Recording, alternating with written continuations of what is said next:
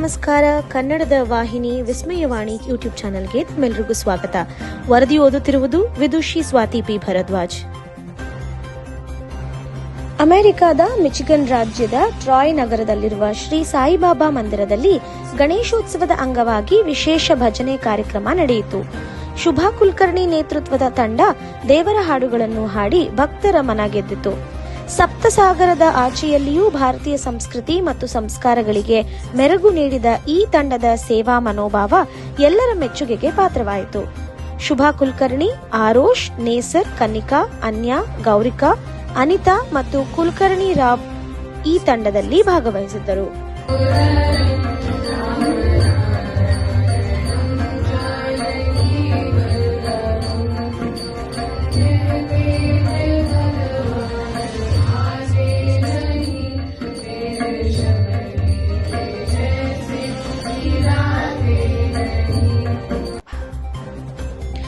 ಮಂಡ್ಯದ ಕೆಆರ್ಪೇಟೆ ತಾಲೂಕಿನ ಕಾಳೇನಹಳ್ಳಿ ಗ್ರಾಮದಲ್ಲಿ ಅಚ್ಚರಿ ಹುಟ್ಟಿಸುವ ಘಟನೆ ನಡೆದಿದೆ. ಅಪಘಾತ ಪ್ರಕರಣ ಸಂಬಂಧ ನೋಟಿಸ್ ನೀಡಲು ಹೋದ ಸಿವಿಲ್ ಕೋರ್ಟ್ ಅಮೀನ್ ಶಂಕರೇಗೌಡ ಅವರಿಗೆ ಮಹಿಳೆಯೊಬ್ಬರು ಕಣ್ಣಿಗೆ ಕಾರದ ಪುಡಿ ಎರಚಿದ್ದಾರೆ. ಸಾಕಮ್ಮ ಎಂಬ ಮಹಿಳೆಯ ಈ ಕೃತ್ಯ ಮೊಬೈಲ್ ಕ್ಯಾಮೆರಾದಲ್ಲಿ ಸೆರೆಯಾಗಿದೆ. ಕಿಕ್ಕೇರಿ ಪೊಲೀಸ್ ಠಾಣೆ ವ್ಯಾಪ್ತಿಯಲ್ಲಿ ನಡೆದಿರುವ ಈ ಘಟನೆಗೆ ಸಂಬಂಧಿಸಿದಂತೆ ಇತ್ತೀಚೆಗೆ ಯಾವುದೇ ಪ್ರಕರಣ ದಾಖಲಾಗಿಲ್ಲ.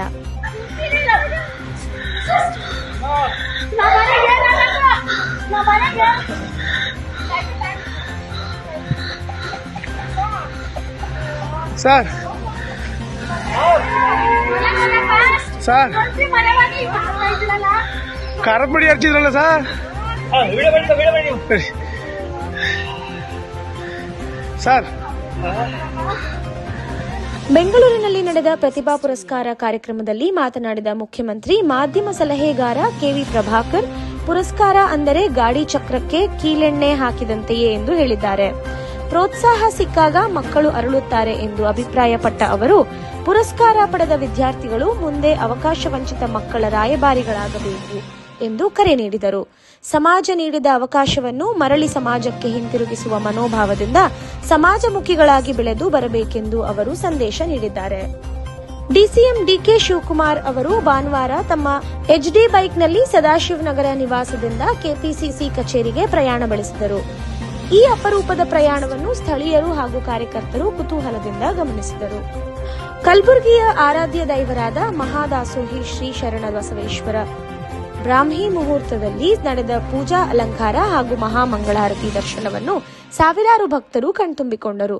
ಈ ದರ್ಶನದಿಂದ ಸಮಸ್ತ ಭಕ್ತರಿಗೆ ಪುಣ್ಯ ಪ್ರಾಪ್ತಿ ಸಂಭವಿಸಿದೆ ಎಂದು ಭಾವಿಸಲಾಗಿದೆ. ಇದು ಇಂದಿನ ವಿಶೇಷ. ನಿರಂತರ ಸುದ್ದಿಗಾಗಿ ನೋಡ್ತಾ ಇರಿ ವಿಸ್ಮಯವಾಣಿ. ಇದು ಕನ್ನಡಿಗರ ಧ್ವನಿ. ವರದಿ ಓದಿದವರು ವಿದುಷಿ ಸ್ವಾತಿ ಪಿ ಭರದ್ವಾಜ್.